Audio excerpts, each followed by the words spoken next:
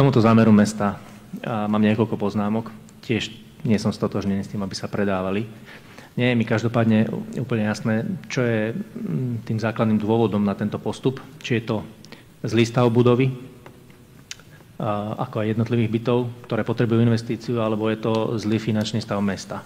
V roku 2023 sme totiž schválili koncepciu, respektíve komunitný plán sociálnych služieb na roky 2023 až 2030, kde s týmito bytmi počítame. A dnes teda ich už nepotrebujeme a zbavujeme sa ich.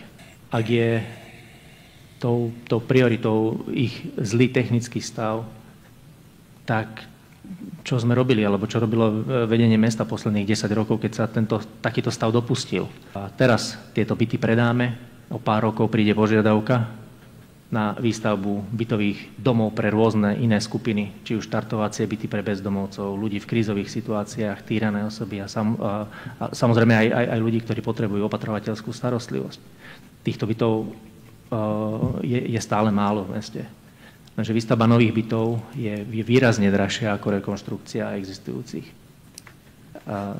Toto som chcel len poznamenať a tak ako aj môj predrečník Robert Andráši s tým nie je stotožnený, my takisto s týmto nie sme stotožnení a nebudeme hlasovať za tento návrh. Snáď len tak veľmi v skratke, pán poslanec, boli ste pri tom, áno, aj zlý technický stav, ale áno, aj to, že je to v tejto chvíli naozaj zaťažujúci majetok, ktorý je možné iným spôsobom použiť, pretože ste boli aj pri tých diskusiách, akým spôsobom zasanovať rozpočet, aby sme ho vedeli schváliť v takej podobe, v aké sme ho schválili na tento rok.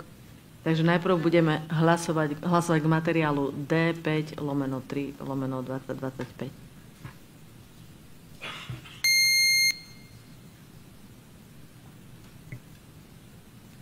Prítomných 19 poslancov za, 15 poslancov proti 4, 1 nehlasoval, uznesenie bolo prijaté.